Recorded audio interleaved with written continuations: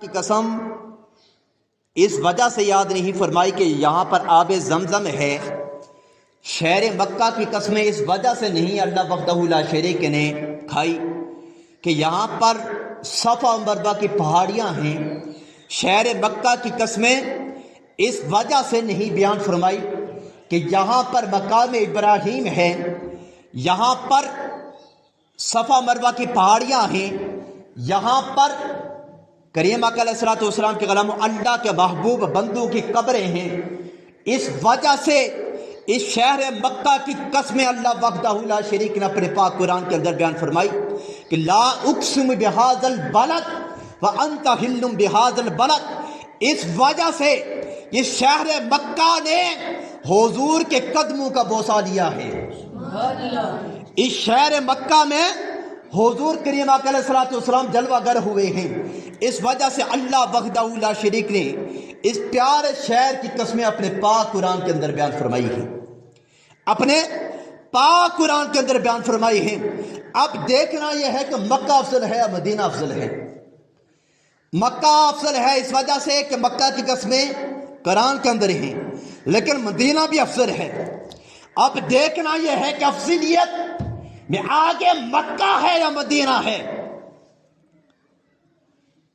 کریم آقا کے غلاموں، مکہ شہر کے اندر اللہ کے محبوب کے قدم لگے۔ اللہ کے محبوب دنیا میں جب تشریف لائے وہ مکہ کی سرزمین تھی، اور اسی مکہ کو الوداع کہہ کے اللہ کے محبوب جب مدینہ کی طرف ہجرت کرتے ہیں، وہ مدینہ منورہ کی جگہ ہے، اور وہ عظیم بارگاہ ہے، عظیم شہر ہے، عظیم ہستی ہے، عظیم جگہ ہے، جہاں پر اللہ کے نبی کے قدم نہیں لگے بلکہ اللہ کے محبوب کی زیارت بھی ہے۔ اللہ کے محبوب ابھی جلوہ گر بھی ہے وہاں۔ اور اگر مکہ میں اللہ کے محبوب کے قدم لگیں، میرا کریم رب شہر مکہ کی قسمیں اپنے قرآن کے اندر کھائے کہ افضل ہے مکہ اس وجہ سے کہ اللہ کے محبوب کی قدم لگیں۔ اور جس شہر کے اندر اللہ کے محبوب ابھی تک جلوہ گر ہیں، اس کی عظمت اور فضیلت کا کیا عالم ہوگا، اس کا مقام اور مرتبہ کتنا بلند و بالا ہوگا۔ کریم آقا علیہ الصلوۃ والسلام کے غلاموں، آمد مصطفیٰ سے تقریباً 1000 سال پہلے حضرت سلیمان علی نبینا علیہ الصلوۃ والسلام آپ اپنے تخت کے اوپر بیٹھے، اور اس دور کے علماء، مفسر، محقق اور بڑے بڑے بزرگوں کو بھی اس تخت کے اوپر بٹھایا۔ بہت بڑا تخت تھا، اور تخت کو حکم دیا کہ اے تخت تو ہوا کے اوپر پرواز کر۔ بے جان تخت ہے، لیکن اللہ کے نبی کے حکم کو مانتے ہوئے وہ تخت ہوا کے اوپر پرواز کر رہا ہے۔ پوری دنیا کا وزٹ کر رہے ہیں حضرت سلیمان علیہ السلام، اور چلتے چلتے ایک ایسے مقام پر پہنچے وہاں پر بیابان اور ویران جنگل ہے، کوئی آبادی نہیں۔ اللہ کے محبوب، اللہ کے نبی حضرت سلیمان علیہ السلام نے تخت کو حکم دیا کہ تخت نیچے ہو جا، بیٹھ جا۔ کیا کر؟ بیٹھ جا۔ تخت نیچے ہوا، زمین کے اوپر جب رکا، حضرت سلیمان علیہ السلام خود بھی نیچے اترے، اور اپنے ساتھ ان کے جو علماء تھے اس وقت کے، بڑے مشائخ تھے، بڑے بزرگ تھے، بڑے انبیاء تھے اس وقت کے، ان سب کو تخت سے نیچے اتارا، اور اس بیابان اور ویران جنگل سے پیدل چلنے لگے۔ کیا کرنے لگے؟ پیدل چلنے لگے، اور وہ راستہ طے کرنے کے بعد حضرت سلیمان علی نبینا علیہ الصلوۃ والسلام نے دوبارہ اپنے ان علماء اور انبیاء کو حکم دیا کہ تخت کے اوپر سوار ہو جاؤ۔ کیا کرو؟ تخت کے اوپر سوار ہو جاؤ۔ انہوں نے پوچھا کہ حضرت سلیمان علیہ السلام، آپ نے پوری دنیا کا وزٹ کیا، تخت سے نیچے نہیں اترے، کتنی خوبصورت وادیاں بھی آئی، لیکن تخت پھر بھی ہوا کے اوپر پرواز کر رہا تھا۔ یہ بیابان اور ویران جنگل ہے، یہاں پر پیادل چلنے کی وجہ کیا ہے؟ یہاں پر پیادل کیوں چلے ہیں؟ حضرت سلیمان علیہ السلام نے فرمایا کہ یہ وہ عظیم جگہ ہے کہ آج سے 1000 سال کے بعد آخری نبی کی آمد ہوگی، اور اس جگہ پہ آخری نبی کی آرام گاہ بھی ہوگی، اس نبی کی قیام گاہ بھی ہوگی۔ یعنی وہ نبی دنیا کے اندر آئے گا، مکہ سے ہجرت کر کے اسی دھرتی کے اندر آئے گا، اور اسی زمین کے اوپر قیام بھی فرمائیں گے، زندگی کی گزاریں گے، اور اسی جگہ پہ ان کو دفن بھی کیا جائے گا۔ کریم آقا علیہ الصلوۃ والسلام کے غلاموں، آمد مصطفیٰ سے پہلے اس جگہ کا اس قدر ادب اور احترام کیا ہے حضرت سلیمان علیہ السلام نے، اور آج اگر حضرت سلیمان علی نبینا علیہ الصلوۃ والسلام آج آ جائیں اگر اس گنبد خضرا کی اس عظیم دکے پر جہاں پر اللہ کے محبوب کا روضہ ہے، خود بتاؤ کہ آج ان کے ادب احترام کا کیا مقام ہوگا۔ پتہ چلا اللہ کے جتنے بھی نبی دنیا کے اندر آئے ہیں، اللہ نے اپنے علم سے ان کو علوم حاصل کرا کے، علم دے کے، ہر چیز کی ہر علم ان کے نام اور ان کے متعلق تمام تر کیفیت ان بندوں کو دے کر، اپنے انبیاء کو دے کر دنیا میں بھیجا ہے۔ ویسے نہیں آئے کریم آقا علیہ الصلوۃ والسلام کے غلام، اسی وجہ سے تو اللہ کے محبوب نے فرمایا، مشکوٰۃ شریف کی حدیث ہے کہ جو بندہ 2 رکعت نماز پڑھے مسجد نبوی کے اندر، کس مسجد کے اندر؟ مسجد نبوی کے اندر، اللہ وحدہ لا شریک اس بندے کو ایک مقبول حج کا ثواب عطا فرمائیں گے۔ اور مسجد نبوی کدھر ہے؟ مکہ میں ہے یا مدینہ میں ہے؟ کدھر ہے؟ مدینہ منورہ کے اندر ہے۔ کریم آقا علیہ الصلوۃ والسلام کے غلاموں، اللہ کے محبوب نے کیا فرمایا کہ جو بندہ 2 رکعت نفل نماز پڑھے، اور کہاں پڑھے؟ مسجد نبوی کے اندر، اللہ وحدہ لا شریک اس بندے کو ایک مقبول حج کا ثواب عطا فرمائیں گے۔ اس وجہ سے پتہ چلا کہ مکہ افضل ہے، تھا، رہے گا تمام شہروں سے، لیکن مکہ میں سال میں 1 مرتبہ حج ہوتا ہے، لیکن مدینہ مکہ سے بھی افضل ہے، تھا اور رہے گا، اس وجہ سے کہ مدینہ منورہ کی مسجد نبوی کے اندر 2 رکعت نماز نفل پڑھنے سے اللہ وحدہ لا شریک کے ایک مقبول حج کا ثواب عطا فرماتی ہے۔ پتہ چلا کہ مکہ کے اندر صرف اللہ کے محبوب کے قدم لگے ہیں، لیکن مدینہ کے اندر صرف اللہ کے محبوب کے قدم نہیں لگے، بلکہ اللہ کے محبوب کا روضہ بھی ادھر موجود ہے، ابھی دفن بھی ادھر ہی ہے۔ کریم آقا علیہ الصلوۃ والسلام کے غلاموں، حضرت عبداللہ بن مبارک علیہ رحمہ آپ فرماتے ہیں کہ میں حج کے لیے گیا، یہ ماہ مقدس بھی یہ ذی الحجہ کا شروع ہے، آج 1 تاریخ ہے۔ وہ کہتے ہیں میں حج کے لیے گیا، حج کے تمام تر مناسک کو ادا کرنے کے بعد میری آنکھ لگ گئی۔ کیا ہوا؟ آنکھ لگ گئی۔ یہ بات بڑی قابل غور ہے، دل کی تختی کے اوپر لکھنے والی بات ہے۔ وہ کہتے ہیں کہ جب میری آنکھ لگی، کریم آقا علیہ الصلوۃ والسلام کے غلاموں، وہ کہتے ہیں کہ آسمان سے 2 نورانی ملائکہ زمین کے اوپر جلوہ گر ہوتے ہیں، ان میں سے ایک فرشتہ دوسرے کو حکم دیتا ہے کہ اس سال کتنے لوگوں نے حج کیا، کتنے لوگوں کو یہ سعادت نصیب ہوئی حج کی۔ دوسرے فرشتے نے حکم دیا، جواب دیا کہ اس سال 10,000 لوگوں نے حج کی سعادت حاصل کی۔ کتنے؟ 10,000 لوگوں نے۔ اور جب پہلے نے پوچھا کہ اس سال کتنے لوگوں کا حج رب کے بارگاہ کے اندر قبول ہوا، بڑی قابل غور بات ہے، اس سال کتنے لوگوں کا حج رب کے بارگاہ کے اندر قبول ہوا ہے؟ آگے سے جواب یہ ملا کہ اس سال ایک بندے کا حج بھی رب کی بارگاہ کے اندر قبول نہیں ہوا۔ استغفر اللہ۔ کتنے لوگوں کا؟ ایک بندے کا حج بھی رب کے بارگاہ کے اندر قبول نہیں ہوا۔ حج کے لیے صرف پیسے جمع کرنے نہیں، بلکہ حقوق اللہ اور حقوق العباد کو بھی اچھے طریقے سے گزارنا ہے، ان کا بھی خیال رکھنا ہے، اور ساتھ یہ بھی نوٹ کرنا ہے کہ جو رقم میں جمع کر رہا ہوں کیا وہ حلال کی ہے حرام کی ہے۔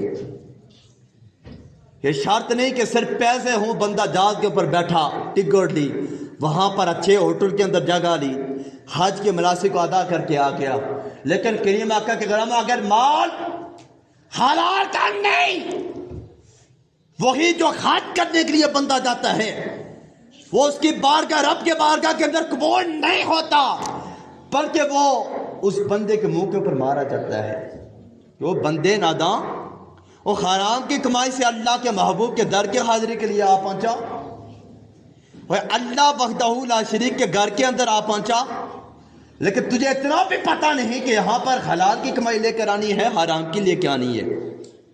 کریم آقا علیہ السلام کے غلام حضرت عبداللہ بن مبارک کہتے ہیں میں بڑا پریشان تھا، یار اتنے لوگوں نے حج کی سعادت حاصل کی لیکن ایک بندے کا حج بھی قبول نہیں ہوا۔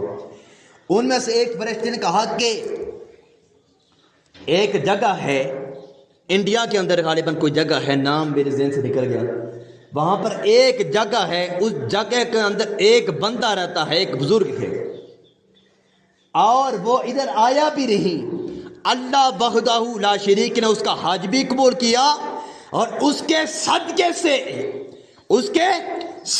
سے ان 10,000 لوگوں کے حج پہ رب کے بارگاہ میں قبول ہو گئے۔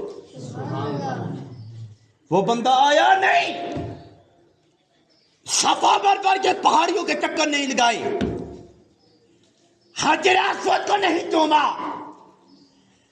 مسجد نبوی کے اندر نوافل نہیں پڑے، دیگر حج کے مناسک کو ادا نہیں کیا، ابھی گھر میں موجود ہے، لیکن میرے کریم رب نے اس بندے کے صدقے سے اس کے حج کو بھی قبول کیا، اور اس کے صدقے سے 10,000 لوگوں کا حج بھی رب کے بارگاہ میں قبول ہو گیا۔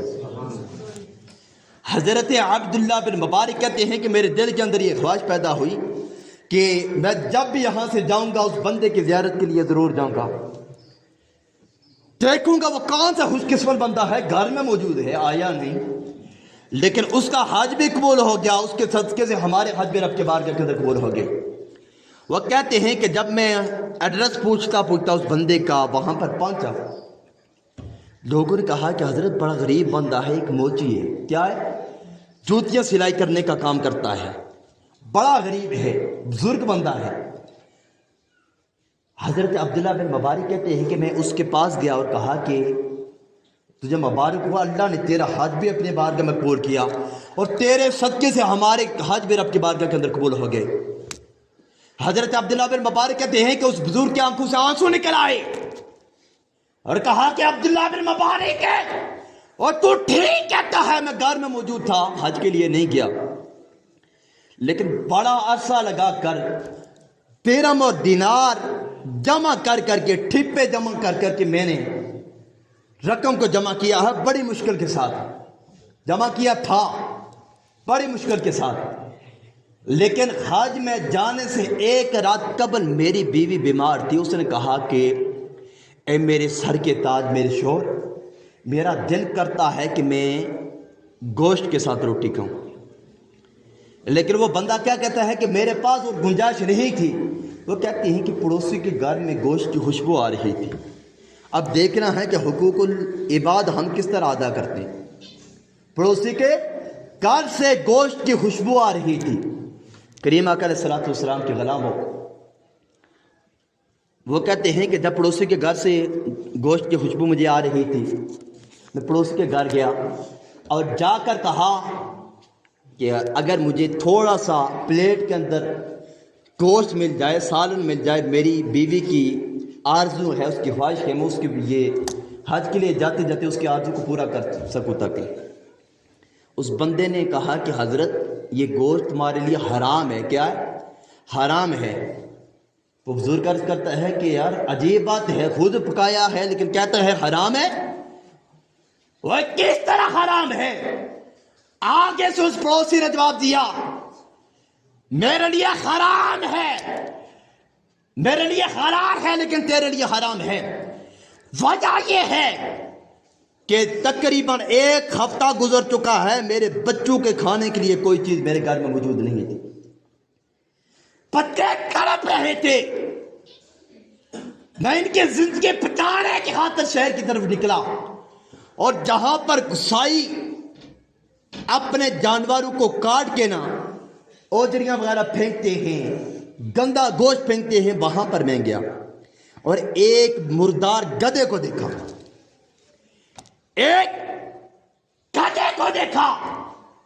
اور اس کو دیکھنے کے بعد اس کا تھوڑا سا گوشت کاٹ کے لایا ہوں، گھر کے اندر آیا، اس کو اچھی طرح دھویا، ابال کے بچوں کے لیے تیار کیا ہے۔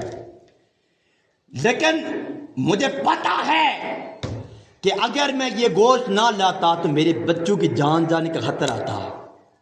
وہ بزرگ عرض کرتا ہے عبداللہ میرے مبارک، میں سیدھا گھر کے اندر آ گیا، اور وہ جو دینم اور دینار اکٹھے کیے تھے، جو وہ مال اکٹھا کیا تھا، جو پیسے اکٹھے کیے تھے، وہ سارے کے سارے اٹھا کر اس پڑوسی کو دے دیے۔ گھر کے اندر نماز پڑھتا رہا، گھر کے اندر تسبیح تحلیل کرتا رہا، گھر کے اندر بیٹھ کر رب کا ذکر و فکر کرتا رہا۔ لیکن کریم آقا علیہ الصلوۃ والسلام کے غلام ہو، وہ بندہ عرض کرتا ہے عبداللہ بن مبارک، میں نے صرف یہ کام کیا ہے۔ کریم آقا علیہ الصلوۃ والسلام کے غلام ہو، پھر اس نے جو جملہ کہا کہ رب نے میری بات یہ اتنی محبوب نظر آئی میرے رب کو، کہ رب نے میری اس بات کے صدقے سے جو میں نے درہم و دینار وہ پیسے جمع کیے تھے حج کے لیے، اور اس کے صدقے سے رب نے مجھے مقبول حج کا ثواب بھی دیا، اور میرے صدقے سے آپ سب کے حج بھی رب کی بارگاہ کے اندر قبول ہوئے۔ کریم آقا علیہ الصلوۃ والسلام کے غلام رب کی بارگاہ میں یہی دعا کرو کہ رب العالمین ہم سب کو صحیح معنی میں رزق حلال کما کر کھا کر جمع کر کے اپنے پیارے محبوب کے روزے کی زیارت نصیب فرمائے، اور شرط یہ ہے کہ وہ جب ہم جائیں تو وہ مال بھی حلال کا ہو، حرام کا نہ ہو۔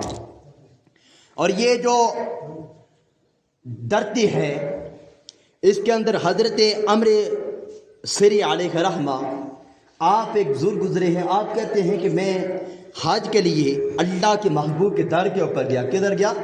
اللہ کے محبوب کے در پہ گیا، اور جب بھی میں وہاں سے جس ٹائم فارغ ہوا اور ہوٹل کے اوپر روٹی کھانے کے لیے گیا، اور دیکھا کہ ایک سامنے ایک بلی ہے، وہ بھی آ کر بیٹھ گئی، اور روز میں اس بلی کو روٹی ڈالتا، بلی روٹی کھاتے چلے جاتے۔ وہ کہتے ہیں کہ جب میرے دل کے اندر یہ خیال پیدا ہوا کہ جب میں یہاں سے جاؤں گا تو اپنے ساتھ اس شہر مدینہ کی بلی کو ساتھ لے کر جاؤں گا، جانور ہے۔ لیکن وہ کہتے ہیں کہ 9 دن گزر چکے تھے لیکن وہ بلی واپس نہیں آئی۔ وہ کہتے ہیں ایک مرتبہ میں اللہ کے محبوب کے در پہ حاضر ہوا، وہاں پر دیکھا کہ اللہ کے محبوب کے در اقدس کی جو جالیاں ہیں ان کے ساتھ لپٹ کر وہ بلی رو رہی ہے، جانور ہے، رو رہی ہے۔ وہ کہتے ہیں جب میں وہاں پر پہنچا اور پہنچنے کے بعد میری آنکھ لگی، کریم آقا علیہ الصلوۃ والسلام کی زیارت ہوئی۔ میں نے کہا یا رسول اللہ صلی اللہ علیہ وسلم میں بڑا خوش قسمت ہوں، اس در پہ حاضری بھی ہوئی، آپ کا دیدار بھی ہوا، اور کہا کہ یا رسول اللہ صلی اللہ علیہ وسلم کیا میرا حج رب کی بارگاہ میں قبول ہو گیا؟ اللہ کے محبوب نے فرمایا ہاں قبول ہو گیا۔ یا رسول اللہ صلی اللہ علیہ وسلم کیا میرا صفا مروہ کی پہاڑیوں کے چکر بھی وہ بھی قبول ہو گئے؟ کہا وہ بھی قبول ہو گیا۔ یا رسول اللہ صلی اللہ علیہ وسلم کیا میرے نوافل پڑھنا بھی رب کے بارگاہ میں قبول ہو گیا؟ کہا یہ بھی قبول ہو گیا۔ وہ کہتے ہیں کہ کریم آقا علیہ الصلوۃ والسلام نے فرمایا کہ میرے بندے تو مجھ سے بھی پوچھ میں کیوں آیا ہوں۔ حضرت عمر سری علیہ رحمہ آپ فرماتے ہیں کہ میں نے جب پوچھا کہ یا رسول اللہ صلی اللہ علیہ وسلم آپ کا کس طرح آنا ہوا، میں اپنی سعادت سمجھتا ہوں، اپنے آپ کو بڑا خوش قسمت سمجھتا ہوں کہ آپ کا دیدار ہو گیا۔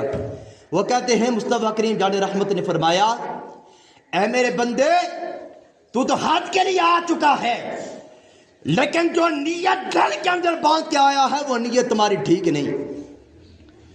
وہ 9 دن ہو چکے ہیں، یہ ایک بلی ایک جانور ہو کر تیری شکایت لے کر میری بارگاہ کے اندر حاضر ہوئی ہے اور کہہ رہی ہے یا رسول اللہ صلی اللہ علیہ وسلم میری جو زندگی گزری ہے وہ بھی آپ کے در اقدس پہ گزری ہے، اور جو میں آگے کی زندگی گزارنا چاہتی ہوں وہ بھی یہاں پر گزارنا چاہتی ہوں۔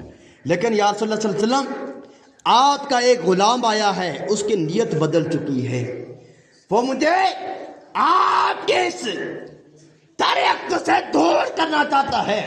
لیکن کریم آقا علیہ السلام کے غلام وہ بلی عرض کرتی ہے، یا رسول اللہ صلی اللہ علیہ وسلم، میرا جینا بھی اسی در اقدس کے لیے ہے، میرا مرنا بھی اسی در اقدس کے لیے ہے، میرا جینا بھی اسی